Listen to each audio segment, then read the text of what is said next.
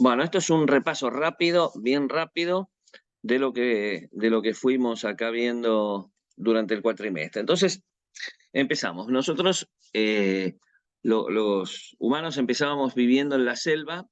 Cuando vivíamos en la selva, nuestra alimentación era mayormente vegetal, tallos, hojas, raíces, semillas, frutos, algunos pequeños animales, algunos pequeños roedores, pero fundamentalmente vivíamos de la recolección vegetal, ¿no? Cuando el hombre se paró en dos patas, pasó de la selva a la sabana, ¿no? Fue evolucionando. Cuando se paró en dos patas, vuelvo a decir, pasó de la selva a la sabana. En la sabana, al principio, la alimentación más o menos era la misma. Comían también tallos, hojas, raíces, frutas, semillas, cortezas, y de a poco fue cambiando su alimentación porque fue agregando la carne, ¿no? Al agregar la carne, que fue esto más o menos hace 1 millón de años, pasaron dos cosas. Le creció un poco el cuerpo y le creció el cerebro. Después, un buen día también, un rato antes, hace 2 millones y pico de años, dominó el fuego, y al dominar el fuego empezó a comer alimentos cocidos. Al comer alimentos cocidos, aumentó la población porque la alimentación a base de productos cocidos es más segura que los productos crudos. Aumentó la población, y a los humanos se les achicaron las mandíbulas, porque ya no necesitamos tener 4 molares, sino que con 2 molares nos alcanza. Los primates, cuanto más grandes son, más grandes son las mandíbulas. En nuestro caso no, en nuestro caso se nos han achicado las mandíbulas. Nosotros, bueno, salimos de África y se fue recorriendo por todo el mundo la población humana. Acá tenemos más o menos cómo fue la distribución de los hombres. Bueno, entonces primero fue recolector.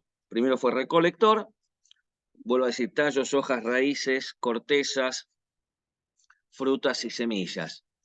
Después, un buen día descubrió que los frutos y semillas aportaban más energía que las hojas y los tallos, entonces, y los demás productos vegetales. Entonces empezó a comer más semillas y frutos, más que hojas, tallos y raíces. Después, un buen día, empezó a comer carne, ya sea porque lo carroñaba o porque la cazaba, no importa. La cuestión es que, para nuestra materia no nos importa. La cuestión es que empezó a comer carne. Cuando empezó a comer carne, volvemos a decir, le creció el cerebro a los humanos. Un buen día, hace cosa de 10 o 15 mil años o 20 mil años más o menos, el hombre se afincó y se hizo agricultor. Cuando se hizo agricultor, tenía la provisión de alimentos asegurada, pero tenemos que empezó a tener algunas carencias alimentarias, porque se alimentaba de uno o dos productos, es decir, de pocos productos. Antiguamente, antes de ser agricultor, iba recorriendo la sabana, y a medida que iba encontrando productos, iba comiendo. Entonces comía una diversidad de productos muy grande contra la agricultura, que tenía uno o dos productos, que era lo que se aseguraba. Tenía asegurada la comida, pero no tenía asegurada la variedad.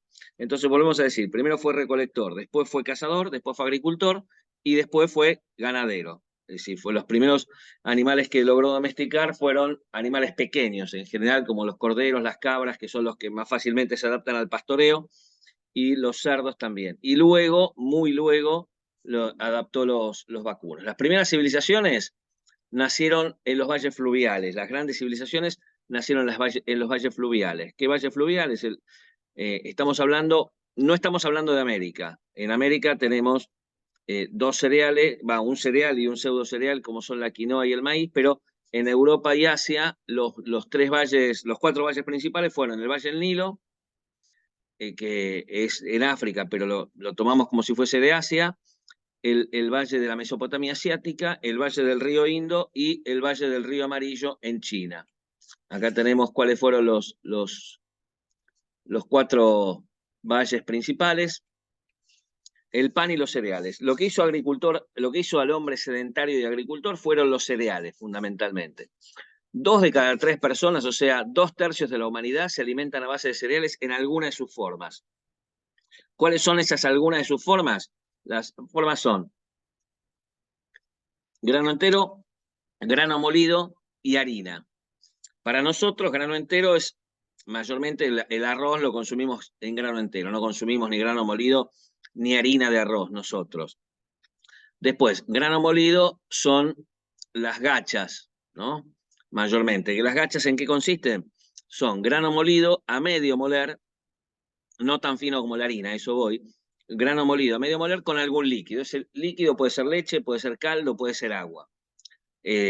Lo que nosotros conocemos como gachas, mayormente la gacha por excelencia que nosotros conocemos es la polenta. Y después la harina, ¿no? La harina en cualquiera de sus formas. ¿Y para qué sirve la harina? Ya tenemos para las pastas, los panificados, para alguna de sus formas. Después tenemos los cereales panificables, son 4: trigo, avena, cebada, centeno. Son originarios de la Mesopotamia asiática, ¿no? Los ingredientes del pan, ¿cuáles son? Cereal, agua y levadura, o sea, harina, agua y levadura.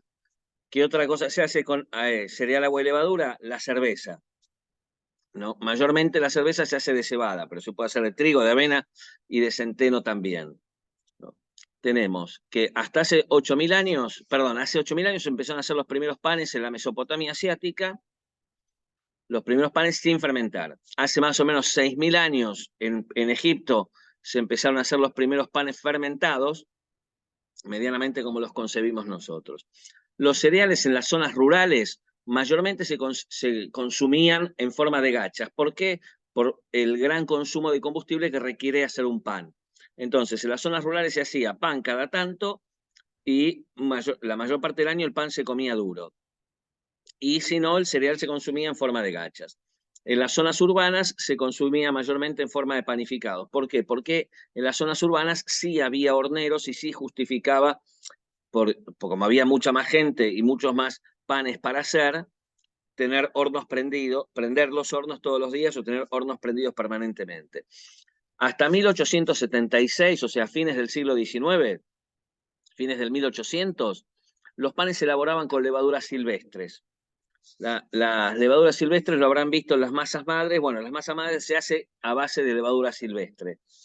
Entonces, durante años se usaban las levaduras silvestres que cuando se elaboraba pan, se guardaba una parte, ya vimos el video, se guardaba una parte para la próxima elaboración de pan. Y así sucesivamente iba pasando de generación en generación, año tras año se iban pasando los tacos de pan.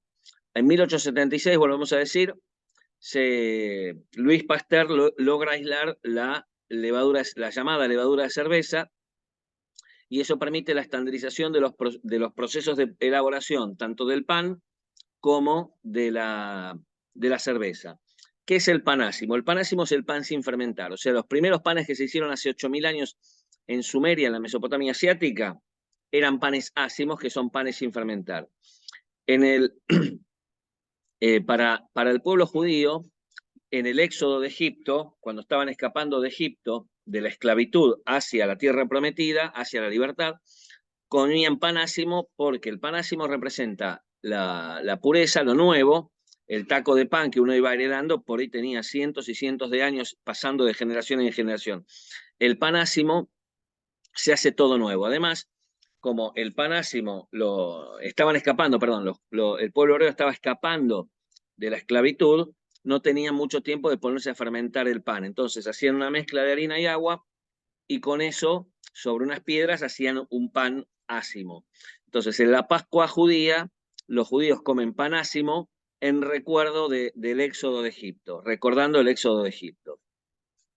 La Biblia hebrea nombra mayormente 2 cereales, el trigo, que era más caro, y la cebada, que era más barata. Entonces van a ver en muchas referencias bíblicas que hablan del pan de cebada, y coránicas también, que habla del pan de cebada como un pan más barato, un pan de menor calidad. El pan de trigo era más caro y era de mejor calidad.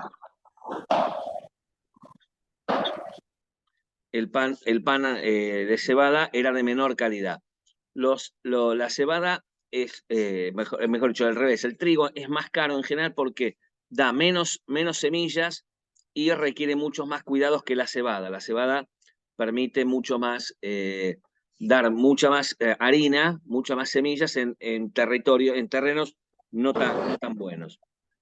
Habíamos visto que en Europa, en Europa en general, habíamos visto que al norte de los Alpes, o sea, de Suiza para el norte, el cereal predominante era la cebada, y en el sur de Italia, de Europa en general, o sea, lo que se conoce como el mediodía en Europa, tiene el predominio del trigo.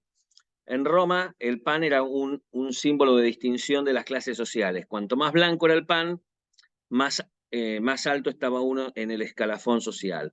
El pan más oscuro indicaba que uno estaba más bajo en el escalafón social. Acá tenemos cómo fueron avanzando las civilizaciones por el Mediterráneo. Tenemos el mundo fenicio a nuestra izquierda y el mundo griego a nuestra derecha.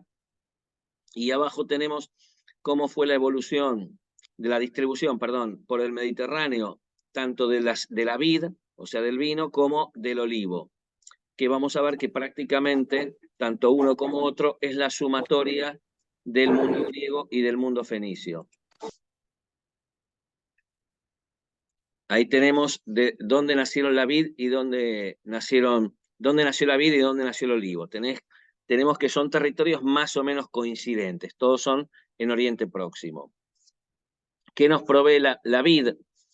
La uva, y de la uva sacamos el vino. ¿Qué nos provee el olivo? El olivo nos provee tres cosas: aceitunas y aceite comestible, madera muy dura, y el aceite de oliva como combustible. Recordemos la lámpara de Aladino, el lugar donde está escondido el genio es el depósito de aceite.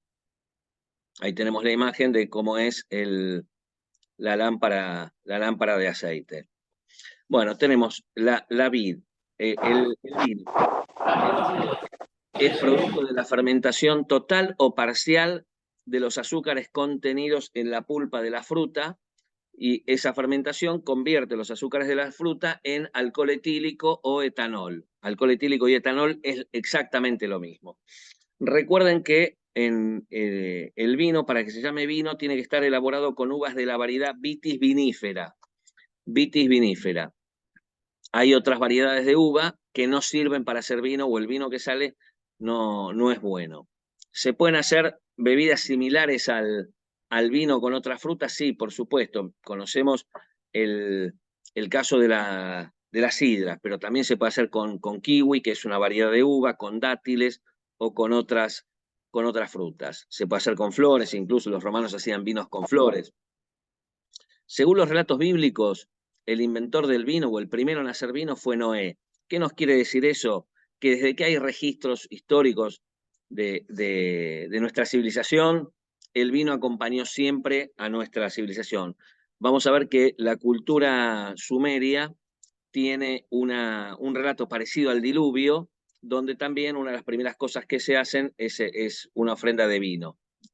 Tenemos el dios del vino de los romanos, era el dios Baco; el de los griegos era el dios Dioniso; Gestinana era la diosa del vino en Sumeria, y Osiris era el dios del vino en Egipto. Las religiones abrámicas, ¿qué nos dicen? Tenemos, para el Islam, el vino y cualquier bebida alcohólica son bebidas prohibidas, ¿no? Después tenemos, para el cristianismo es la sangre de Cristo. Después, para el judaísmo es un regalo de Dios también. Tenemos que el Talmud, que es uno de los libros sagrados del judaísmo, dice: no hay alegría sin vino. Pero también la Biblia dice: cuidado, que te puede llevar a cometer excesos, a cometer actitudes imprudentes o pecaminosas, ¿no? Después, con eso se bendecían las fiestas, se bendecían los casamientos. O sea, el vino era sinónimo de alegría, felicidad, esperanza. Después tenemos, para la cultura occidental, para nosotros, la asociación comida y bebida hacemos con pan y vino. Cuando para las civilizaciones sumerias era pan y cerveza. ¿Por qué? Porque era primordial la cerveza antes que el vino en la cultura sumeria. Después, el vino es una bendición de Dios, es un regalo de Dios, era para los romanos era la sangre del dios Baco. Después tenemos que provoca alegría, diversión, felicidad, consuelo, abundancia, prosperidad. Pero bueno, volvemos a decir, cuidado porque te puede generar una actitud, te puede provocar una actitud pecaminosa o imprudente. Tenemos que la Argentina tiene un consumo de entre 20 y 25 litros por habitante por año. Tenemos que Portugal es el primer consumidor mundial. Italia y Francia son los primeros consumidores, los primeros productores. Italia el primero y Francia el segundo productor a nivel mundial. Y tenemos que Italia es el segundo consumidor y Francia es el tercer consumidor mundial de vino. Ahora pasamos al olivo. El olivo. El olivo es el árbol frutal más cultivado del mundo.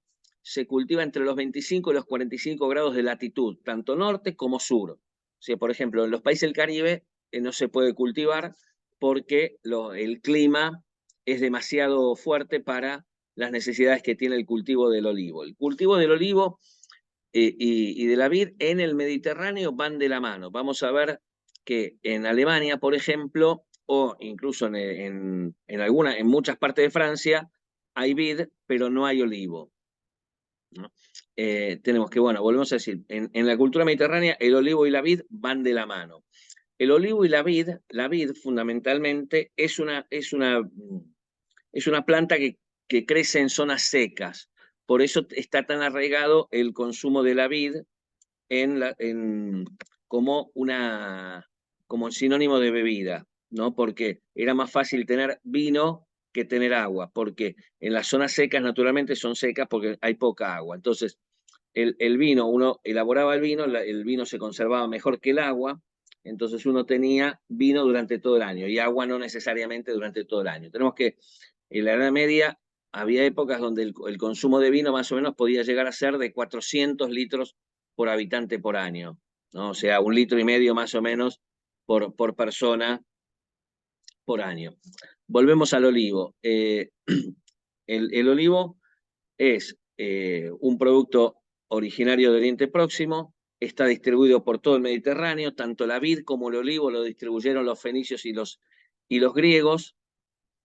Se lo consideraba al olivo, se lo consideraba terapéutico, calmante de los nervios, se usaba para ungir a los reyes, ¿no? Para que les dé sabiduría. Después también tiene un uso cosmético, por ejemplo, se usa para hacer masajes, se usa para hacer cremas cosméticas.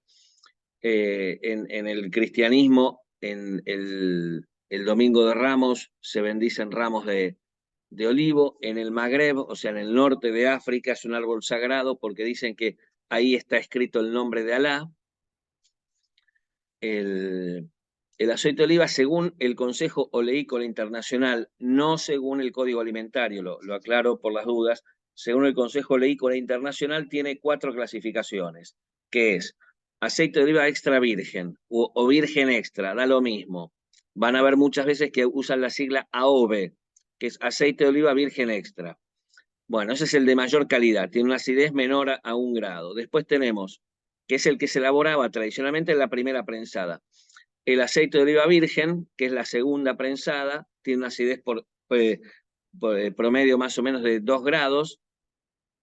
El aceite de oliva común y corriente, o aceite de oliva corriente, o aceite de oliva secas, que es de menor calidad, tiene una acidez un poco mayor de 3 grados, no es virgen y se utilizan medios químicos para lograr la elaboración. Y después el de orujo de oliva, generalmente se hace refinando el orujo, o sea, lo que quedó del prensado por medios físicos y químicos.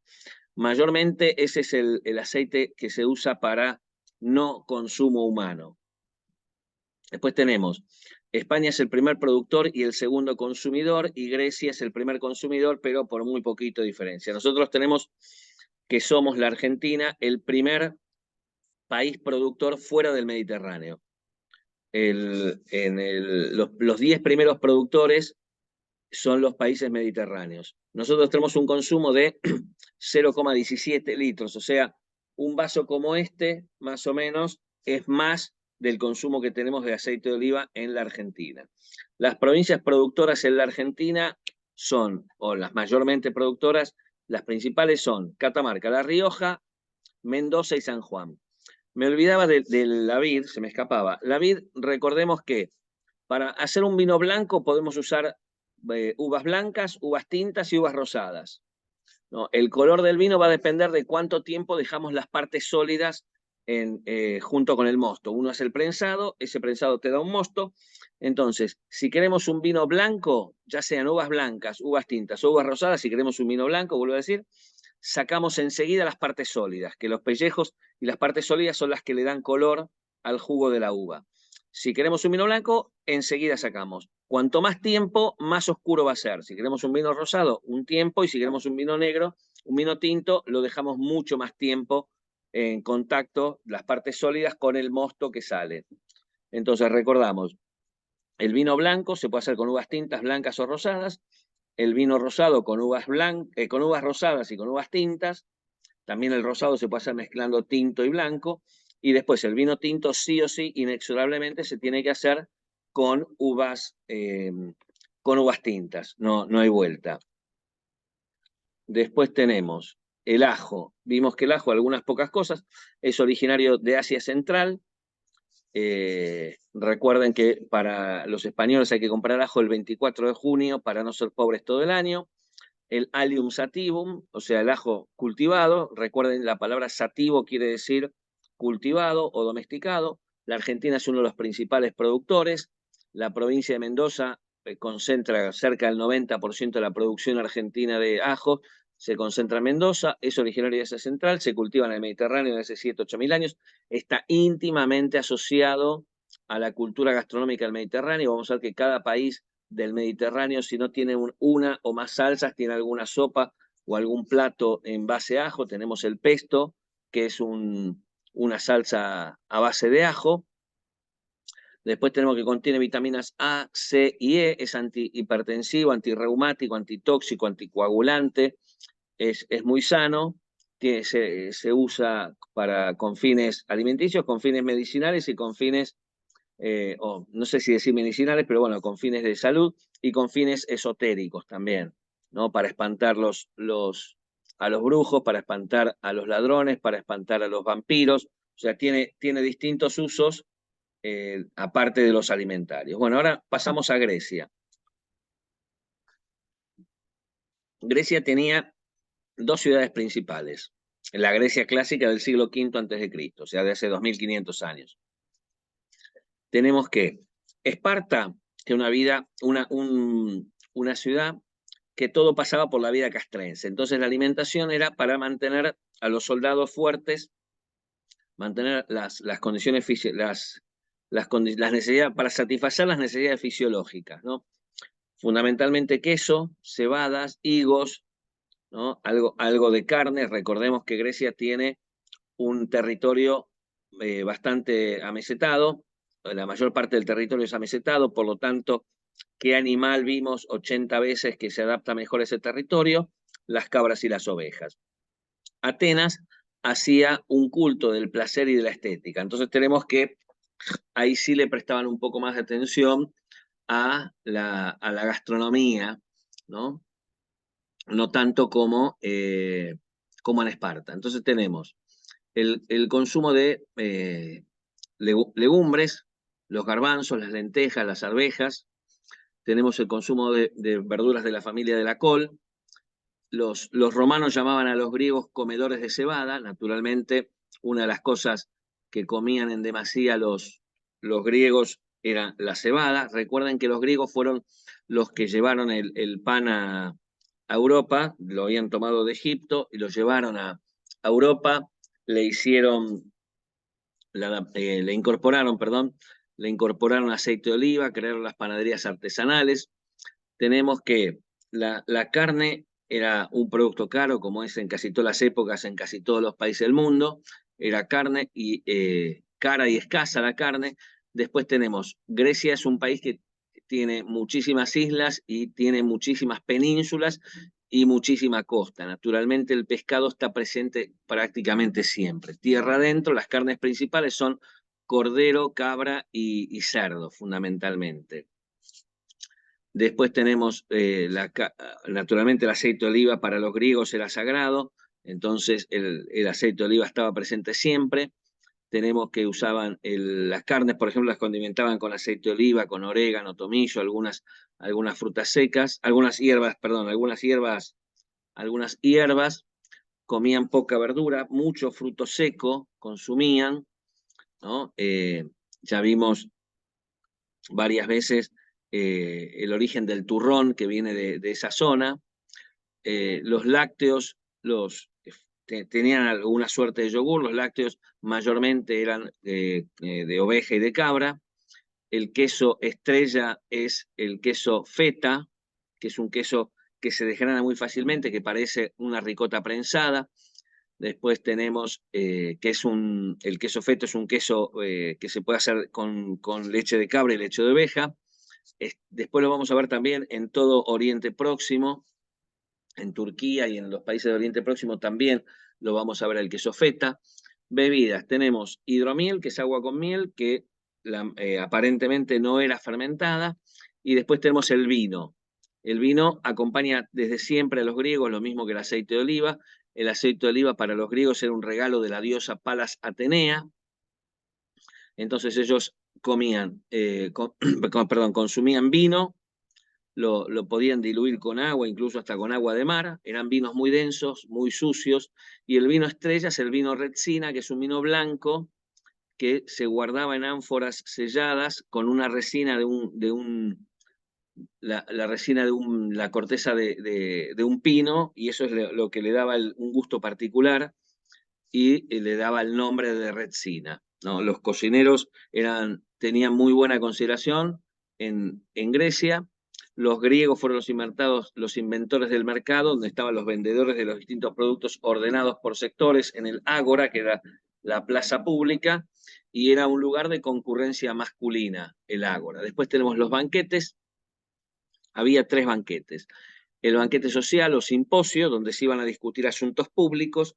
Entonces, ahí no se iba a comer, sino que no es que se iba a beber, sino que se bebía durante la discusión. No se iba a comer. El cívico y el religioso sí se iba a comer. El cívico era una suerte de acto patrio, donde se iba hasta el ágora, y esos eran lugares donde se iba a comer, vuelvo a decir, pero eran de concurrencia exclusivamente masculina. Y los religiosos eran de concurrencia masculina y femenina, también iban a comer y a beber. Después tenemos la fiesta de la vendimia, que es la que se lleva a cabo en agradecimiento al Dios por la cosecha de uvas. Se sacrifica un cabrito, en ese cabrito se encarna el dios Dioniso, y se reparte entre los asistentes ese cabrito sacrificado, y es algo equivalente a la comunión de los cristianos, ¿no? El primer maquillaje que usaban los actores en la fiesta de la vendimia, que se hacía en los anfiteatros, era la borra del café. Después, queda poquito, quedan 8 minutos, después seguimos si quieren. Después tenemos Roma Antigua. Roma Antigua los romanos fueron conquistando toda Europa continental, o prácticamente toda Europa continental. Tenemos que conquistaron Oriente Próximo y lo que es Asia Menor, lo que es Turquía, y todo el Magreb. Recuerden que el Magreb es el norte de Europa. Entonces ellos, como a diferencia de los griegos que iban en barco, como ellos iban a pie, conquistaban todo el territorio, no solamente iban estableciendo colonias en las costas, como hicieron los griegos o los fenicios, sino que los romanos iban conquistando todo el territorio. Fueron agricultores, para ellos la caza era una actividad de bárbaros, por lo tanto tenían poco consumo de carnes, y la agricultura sí era una actividad civilizada. Tomaron la idea del ágora y del mercado griego y la perfeccionaron. Ellos tenían un mercado mayorista que abastecía a los mercados minoristas y a las tropas y a las legiones romanas. Después, los mercados minoristas, como los griegos, proveían de alimentos y de productos a las poblaciones del lugar. Ellos tuvieron muy buenos productos, tenían mejores tierras que los griegos, y otra cosa que hacían era llevar de los territorios conquistados, fueron llevando hacia la metrópolis, o sea, hacia la ciudad de Roma, los productos de los lugares que iban conquistando. Entonces, por ejemplo, cuando conquistaron el sur de la península itálica, fueron llevando los productos que estaban ahí instalados. ¿Cuáles eran los productos que estaban instalados en el sur de la península itálica, donde habían estado los griegos y los fenicios? Naturalmente, el olivo y la vid. Después de Oriente Próximo trajeron el trigo, trajeron los melones, los damascos. De España trajeron los conejos. Después, ¿qué más? Bueno, las trufas que las llevaron del norte de Italia. Ya España era gran productora de aceite de oliva desde la época de la conquista romana y antes también, y los romanos importaban desde Bética, que es lo que es actualmente Andalucía, el olivo, mejor dicho, los aceites de oliva, a tal punto importaban tanto que en Roma hay un monte Testacho. El monte Testacho se formó de todas las ánforas que tiraban los romanos del aceite que importaban de Bética. La carne, vuelvo a decir, para ellos no era un alimento civilizado, porque la caza no era una actividad civilizada, era una actividad de bárbaros, entonces la carne no estaba en la primera alimentación romana. Romana me refiero en este momento a la ciudad de Roma. Sí, los territorios que ellos fueron conquistando, que sí tenían la costumbre de comer carne, bueno, ahí sí fueron manteniendo el consumo de carne. Otra cosa que podría haber dicho en el olivo, y lo digo ahora, Roma, recuerden que según la tradición fue fundada por los mellizos Rómulo y Remo, que fueron criados por una loba. Según cuenta la leyenda, los mellizos Rómulo y Remo, la madre que los parió fue que los parió a la sombra de un olivo. Entonces durante tiempo muchas mujeres iban a parir a la sombra de un olivo. Ellos consumían vinos mejores que los griegos, vinos filtrados, hacían vinos con otras frutas aparte de la uva. Al inicio de la fiesta, al inicio de la primavera, o sea, en marzo, tenían las fiestas bacanales, que eran fiestas de concurrencia femenina, donde había todo tipo de excesos. Y después, bueno, algún día empezaron a participar también los varones. Consumían cereales, hortalizas, sacáridos. Recuerden que la miel era el principal producto endulzante, la miel y ¿cómo se llama? Los jugos de frutas. Tenían pocas caries, como no existía el azúcar, tenían pocas caries, nueces, pescados, generalmente en la ciudad de Roma, pescados de río. Después quesos blandos, perdón, ricota.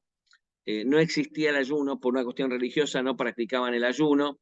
Después tenemos que tenían tres condimentos, que eran el láser, que era una raíz de una planta llamada láser, que de tanto explotarla se extinguió, que la secaban y la molían. El garum, que eran vísceras de pescado fermentadas, disecadas y molidas, que según dicen todo el mundo es espantoso. Y después tenían la sal.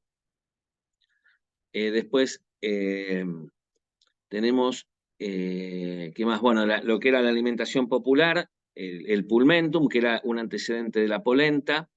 Recuerden que la cena, la comida de la noche, era el momento generalmente donde si había carne, había en la cena. La cena era el momento de la comida caliente. Después tenemos los sectores menos acomodados, se proveían ellos mismos de casi todo, y tenían también los sectores menos acomodados que aprovechaban todo, tanto de las plantas como de los animales, desde la punta del pie hasta la punta de la cabeza cuando era un animal, y de las plantas lo mismo, desde las raíces hasta las flores. y los sectores más acomodados, al contrario, era mucho exceso, mucho lujo, mucho despilfarro, y comían muchas cosas que no eran de su producción. Las pocas cosas que eran de su producción mayormente eran el vino y los aceites de oliva. Entonces en Roma se cultivaban en cordones. Los cordones nos referimos a tipo círculos. Tenemos el primer cordón, frutas, uvas, uvas y olivos. El segundo cordón era la producción de cereales, y el tercer cordón era el de producción de animales, porque los animales siempre están lo más lejos posible o lo más cerca posible. Es decir, dentro de lo cerca, lo más lejos, y dentro de lo lejos, lo más cerca, ¿no? Después tenían dos lugares de expendio de alimentos o bebidas, que la taberna era un expendio de bebidas, donde además daban comidas, y la popina era al revés, un lugar de comidas donde acompañaban las bebidas. Bueno, purés, los sectores populares, purés de legumbres, purés de cereales, purés de verduras, el pan, vino y pulmentum, o pan, vino y rábano, era la cena de pobres, y tenían mucho autoabastecimiento. Las élites, mucho despilfarro, productos exóticos, pan, vino y carne, era la trilogía. Los banquetes romanos duraban 3-4 días, mucha teatralidad en la presentación de los platos, y había números entre plato y plato, mucho exceso, y entre plato y plato se pasaba por un vomitorio. Esto se está por acabar, y en 5 minutos largo de vuelta ya con Italia. Así que ahora se termina y en 5 minutos largamos de vuelta. Pero fue una consulta, ¿lo va a subir al Classroom a esto? También lo subo al Classroom. Ah, porque yo me perdí la primera parte que no tenía Lo estoy sonido. grabando y va al Classroom. En Ah, 5 minutos largamos de vuelta. bueno. Perfecto, gracias.